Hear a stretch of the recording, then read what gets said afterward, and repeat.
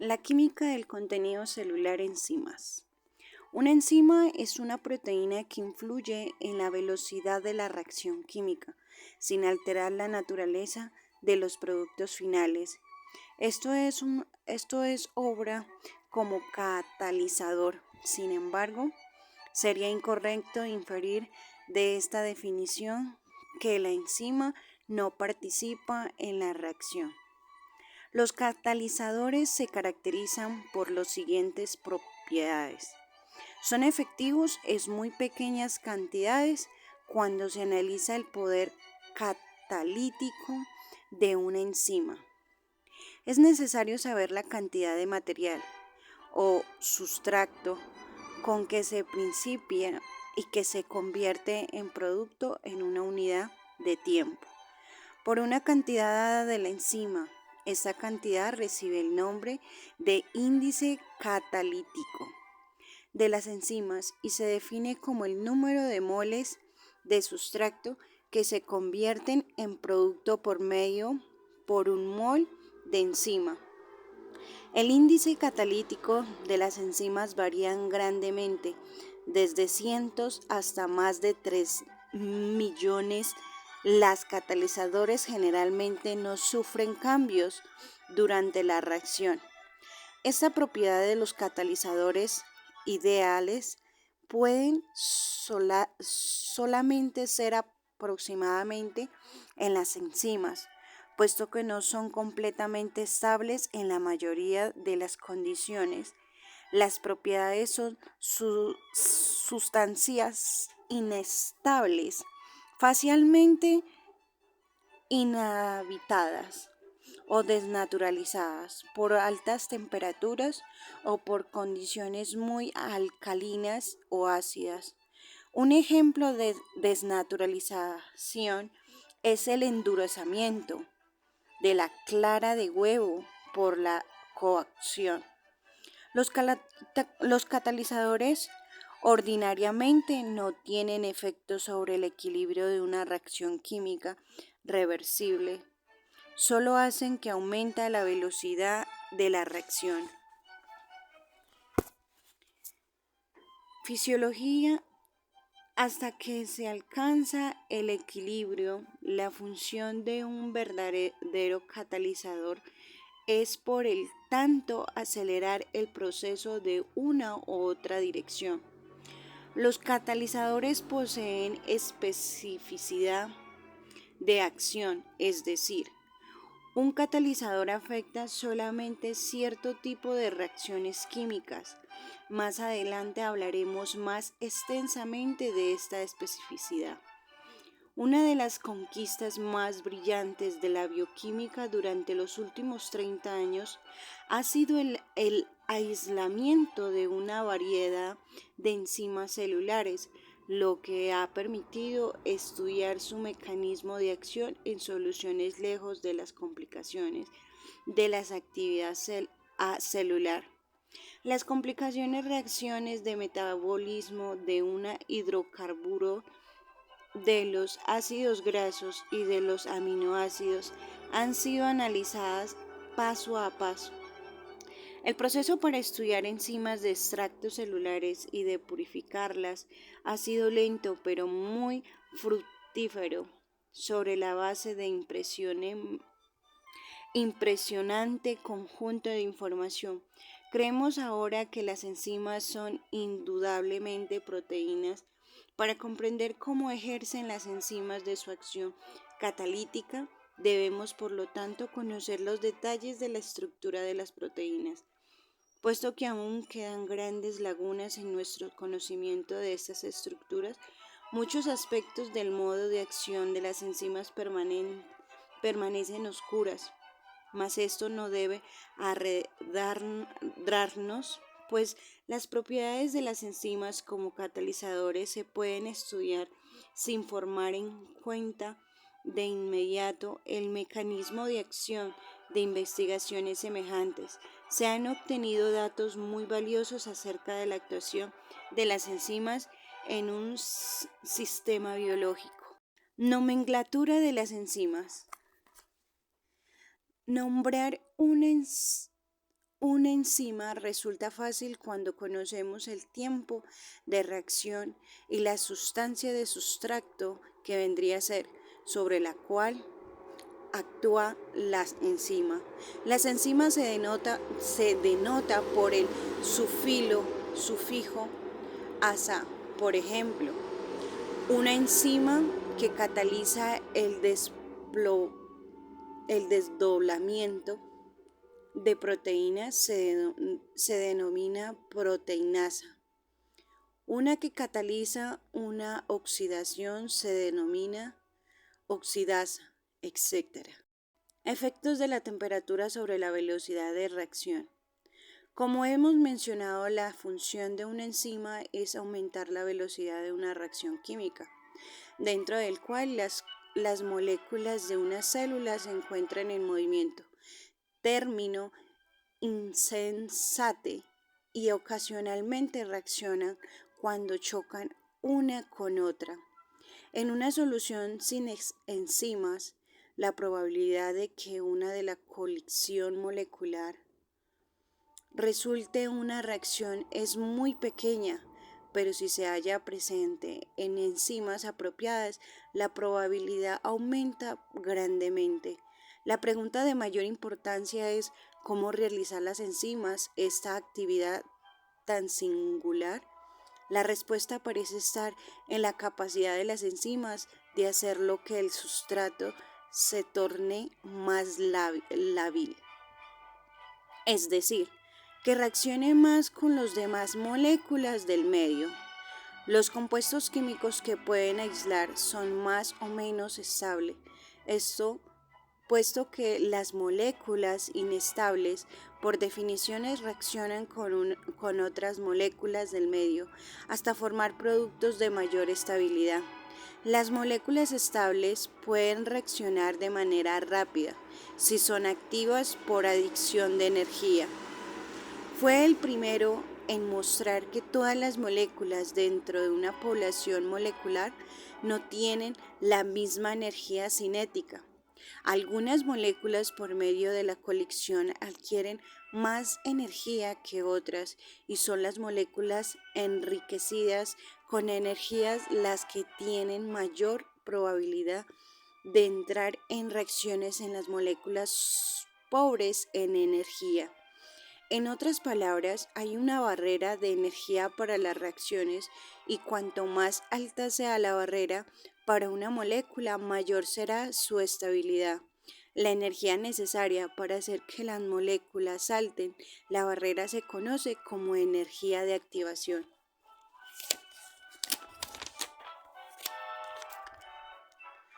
Muestra una reacción hipotética en la cual A se convierte en B.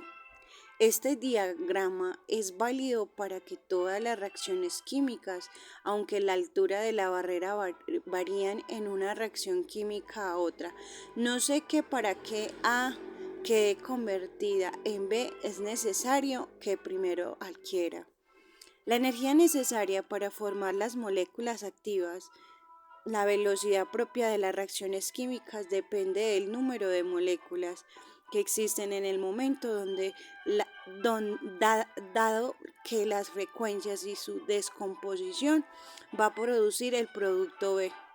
O sea, la velocidad igual a, abre entre paréntesis, A, cierra entre paréntesis C. Sucede que C es constante y esencialmente igual para toda reacción química. Para determinar la velocidad absoluta de una reacción química, debemos encontrar un método para medir la concentración de A. Puede demostrarse que el número de moléculas activas está en razón directa en la energía de activación y consecuencia la velocidad de la reacción puede representarse así: velocidad igual a C, donde E es proporcional al número de moléculas en estado de excitación. R es una constante y T es la temperatura. Determinamos E estudiando la velocidad de reacción a diferentes temperaturas Si transportamos el logaritmo de la velocidad en función del recíproco de la temperatura absoluta, tenemos una línea recta cuya pendiente es igual, es decir, en velocidad es igual en C guión E sobre R por 1 sobre T. Algunos textos utilizan para indicar la energía de activación experimental en lugar de E. Es evidente que al aumentar la temperatura, la velocidad de la reacción aumenta logarítmicamente como regla general para cada aumento de temperatura de 10 grados centígrados. La velocidad de las reacciones químicas aumenta entre 2 a 3 veces. La elevación de temperamento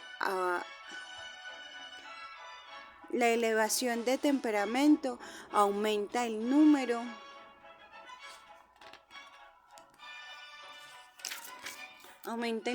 molecular activadas, aumentando su movimiento y el número de colisión.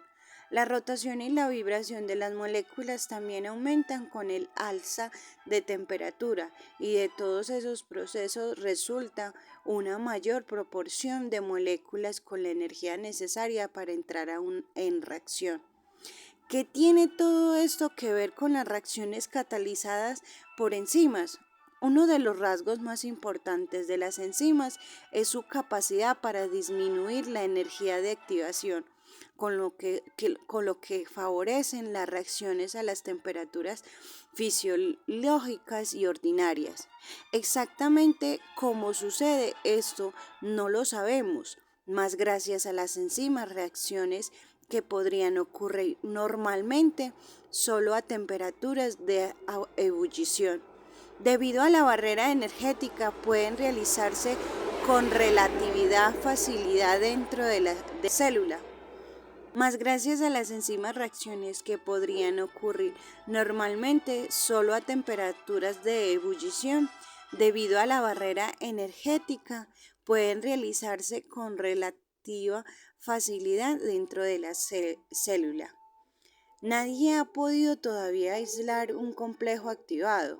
Los complejos activados solo se han podido deducir de estudios cinéticos de reacciones catalizadas por enzimas a diversas temperaturas. La temperatura afecta a las reacciones químicas ordinarias, de igual manera que afecta a las catalizadas por enzimas. Sin embargo, a temperaturas elevadas, el calor destruye o desnaturaliza las enzimas y por ello la reacción no puede continuar. Los fenómenos biológicos, por tanto, tienen temperaturas óptimas de realización, como muestra la figura 3. Para una situación hipotética, la velocidad de reacción aumenta rápidamente y logarítmicamente de 0 hasta aproximadamente los 25 grados.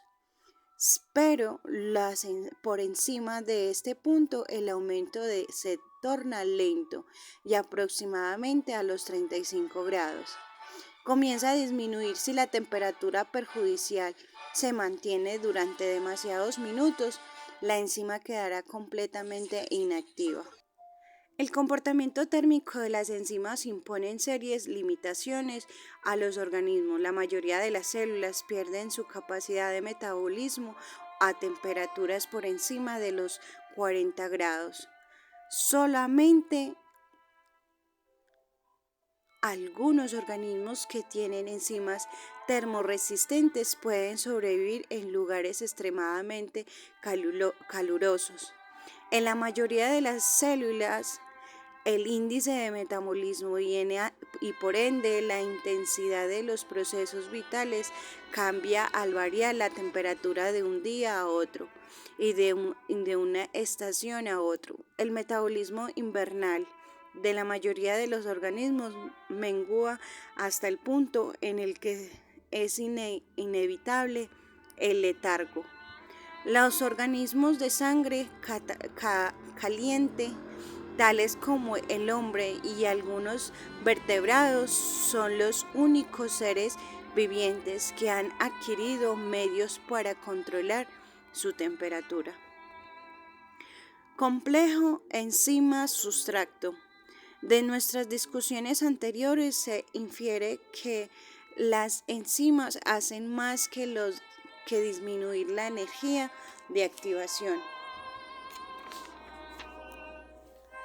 Parece en algunos casos que marcan el camino y la dirección en la cual un sustrato particular será metabolizado porque ocurren los procesos metabólicos. Las moléculas de sustrato necesitan entrar en íntimo contacto con una enzima específica. Al combinarse en la enzima ocurre una deformidad en algunos de los enlaces de la molécula de sustrato, produciendo así una condición que favorece la reacción. La idea que el sustrato debe combinarse con la enzima para que se produzca la catálisis es antigua y existen muchas pruebas experimentales que la apoyan.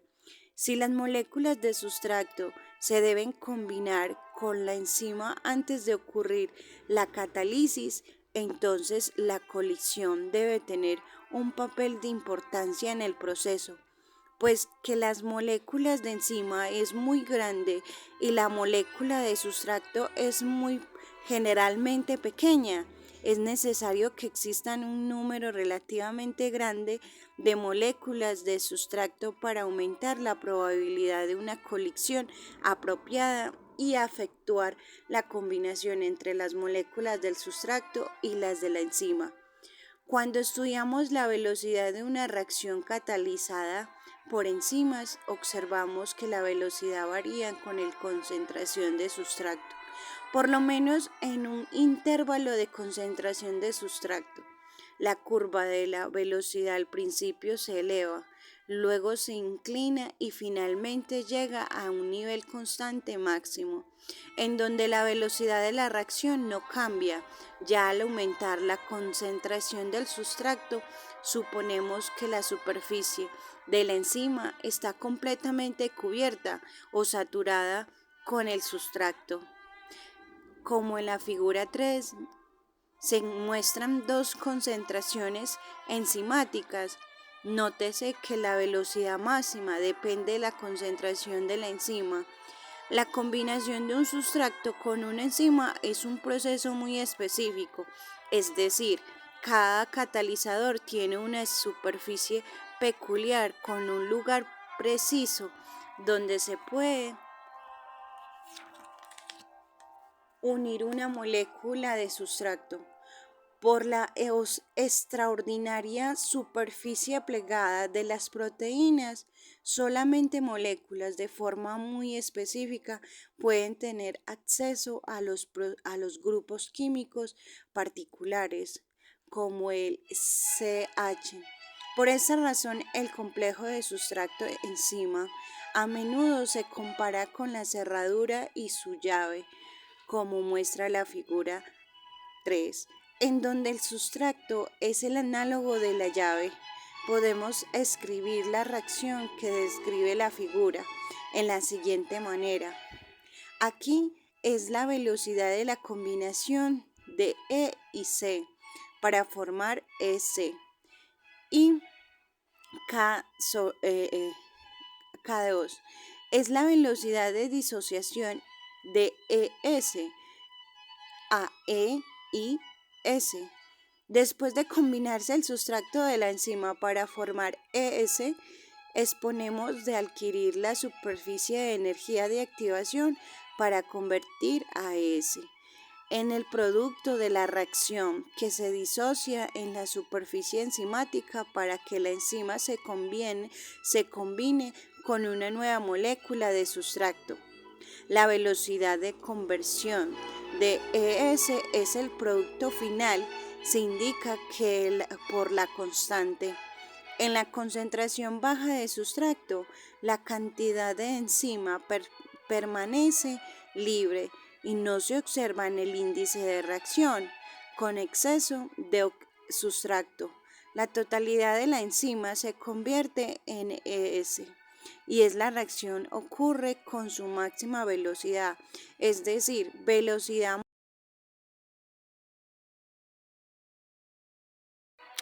entre paréntesis BM, cierra entre paréntesis, igual a K3, abre entre paréntesis ES, cerramos entre paréntesis, igual a K3, abre entre paréntesis E y se cierra con E. Y la cerramos la E. Inhibidores enzimáticos.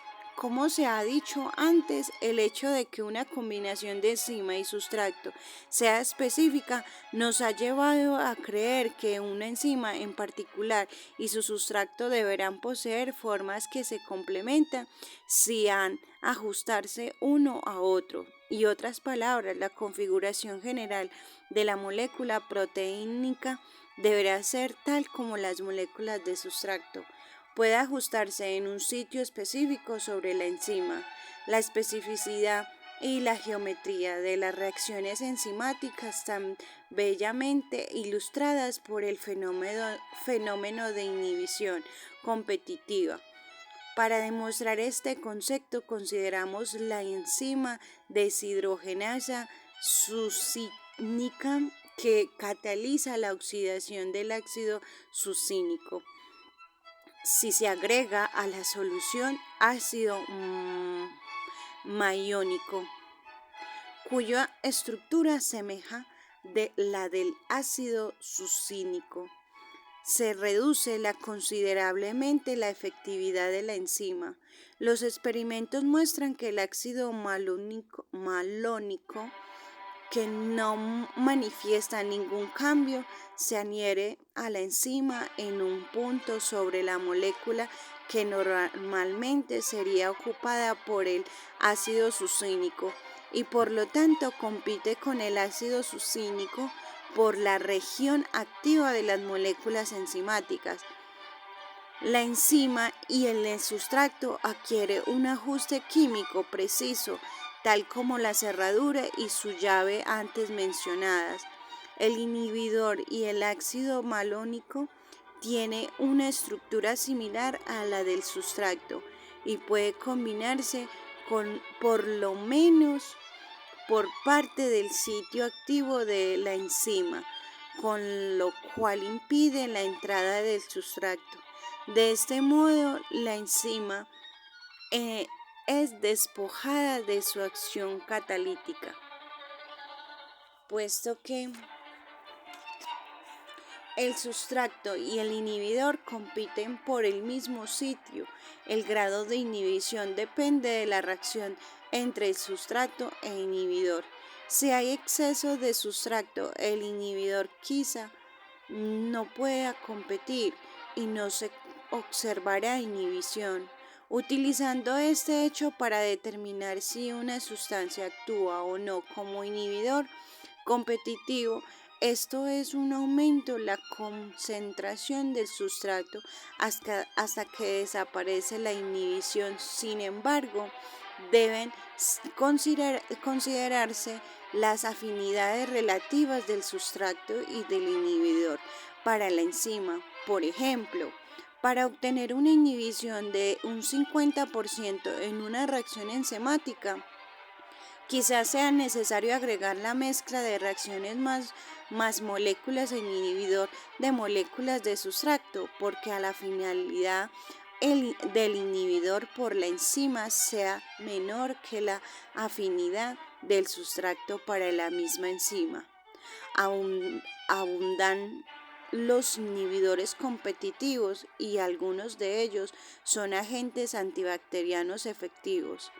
Uno de estos es la sulfanilamina. Posteriormente, el descubrimiento casual de que esta sustancia inhiba el crecimiento de ciertas bacterias, un análisis cuidadoso reveló que el ácido para-aminobenzoico desaparecer la inhibición. La investigación demostró que esto era un ejemplo de inhibición competitiva. El éxito de la sulfanilamina y de los otros destructores de bacterias puso de manifiesto la emocionante posibilidad de todos los organismos productores de enfermedad y al mismo cáncer fueran susceptibles al momento de antimetabolismo, fueran susceptibles al momento de antimetabolitos. Más desafortunadamente, el huésped y el organismo patógeno tienen una maquinaria enzimática muy similar, lo que significa que el sustrato o la vitamina alterando lo que significa que el sustrato y la vitamina alterados son también bastante tóxicos para el huésped, pues puesto que hay que algunas diferencias en velocidad, en afinidad, etc., entre el huésped y las reacciones en su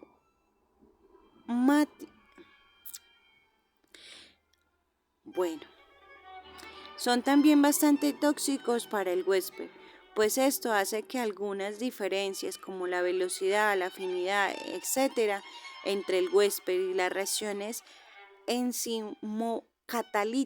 catalizadas en su enemigo por medio de cuidadosas pruebas de tanteo, quizás se encuentre el agente químico que elimine el organismo nocivo antes de dañar las células del huésped. El PABA, por ejemplo, es una parte esencial del ácido fólico. Es una sustancia clave para transferir los grupos metílicos en animales y en plantas, porque ciertas bacterias son más sensibles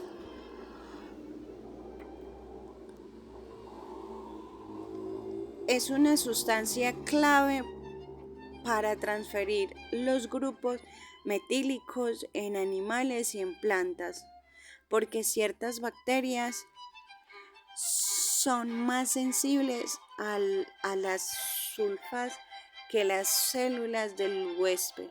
No está averiguado, pero este es un caso en el que existe diferencias entre el enemigo y el huésped. Los bioquímicos utilizan antagonistas metabólicos y otros inhibidores de enzimas para aclarar el mecanismo de acción enzimática. Cuando hablemos de un ajuste preciso entre enzima y sustrato, realmente queremos decir que deben de haber grupos químicos específicos en las enzimas dispuestos de una manera particular. Los esfuerzos de investigaciones, por lo tanto, van dirigidos hacia el descubrimiento de agentes químicos que se combinen específicamente con ciertos grupos en enzimas. Si estos grupos son de muy importancia para la actividad catalítica, se observará inhibición. Se encuentra alguno de estos agentes químicos con ejemplos de las enzimas que inhiben cada uno.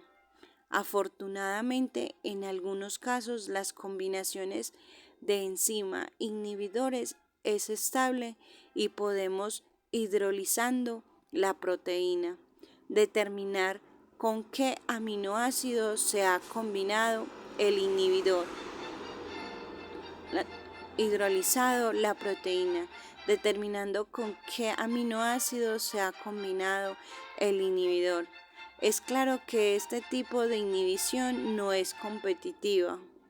Debe hacerse notar que muchos de los reactivos anotados en la tabla normalmente se encuentran clasificados como venenos, el cianuro y el monóxido de carbono, al combinarse con los citocromos, los catalizadores que contienen hierro, bloquean con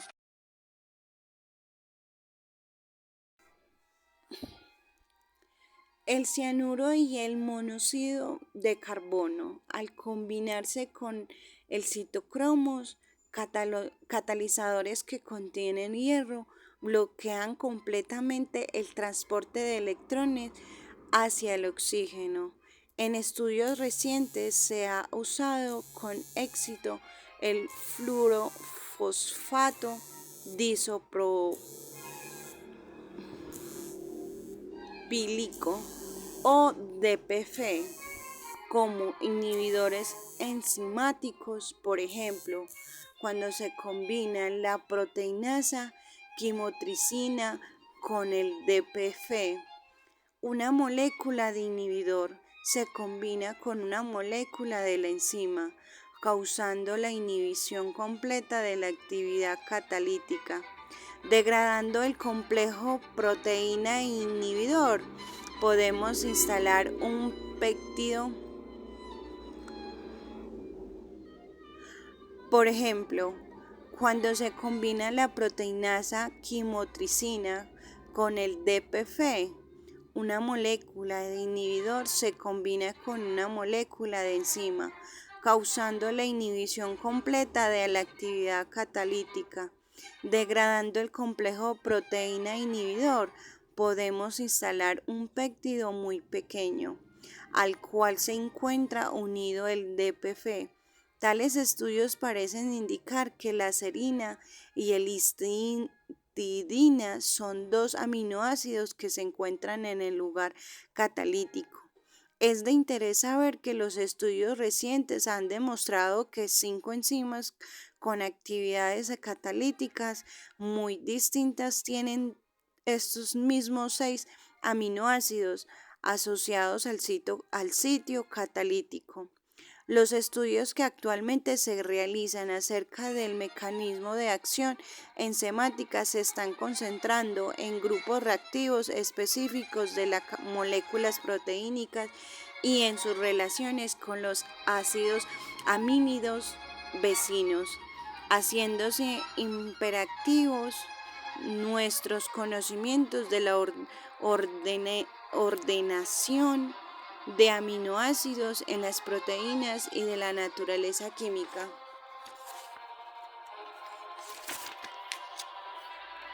del sitio activo. En algunos casos ha sido posible suprimir algunos de los aminoácidos de polipéptido sin afectar su actividad catalítica. Otra prueba en la que existe un lugar activo y que la proteína completa no es esencial para la actividad catalítica. Algunas veces se pierde la actividad catalítica cuando algún péptido pequeño es suprimido de la proteína, pero puede devolverse la actividad de residuo proteínico agregando a la mezcla de reacciones cantidades iguales del pequeño péptido, puesto que en estas condiciones no se forma ningún enlace peptídico. Deben ser esenciales para las restauraciones del sitio catalítico de los enlaces de hidrógeno y entre otras uniones no covalentes. Este hecho refuerza la teoría de las estructuras secundarias y terciarias de las proteínas. Tienen un papel clave en las funciones de las enzimas y de los estudios futuros depende de la terminación si resulta alguna pérdida o especificidad cuando hay alteraciones y supresión de una parte de una cadena polipeptídica. Vitaminas y elementos en la función enzimática. Consideramos muchos tipos de enzimas al discutir el metabolismo de diversos alimentos, pero hemos de mencionar aquí ciertos puntos. En algunos casos, para que puedan funcionar una enzima, deben estar asociados a una molécula pequeña denominada coenzima. En los últimos años, los bioquímicos han descubierto que una parte de las coenzimas suelen ser una vitamina específica como la riboflavina y la tiamina. Discutiremos la función de la coenzima cuando examinemos su necesidad en el metabolismo, además de los cofactores orgánicos compuestos por vitamínicos, se requieren un número de cofactores inorgánicos. Para las catálisis enzimáticas, por ejemplo, el hierro es esencial para el transporte de electrones. El hierro es esencial para el transporte de electrones. El cobre también parece funcionar en el transporte electrónico. El magnesio es necesario para la transferencia de grupos de fosfato. Los mecanismos de acción de estos diversos cofactores constituyen en uno de los campos más activos de la investigación de enzimas, pero queda mucho por aprender. Sin embargo, está claro que en algunos casos no basta la sola enzima proteínica para aumentar la velocidad de las reacciones químicas.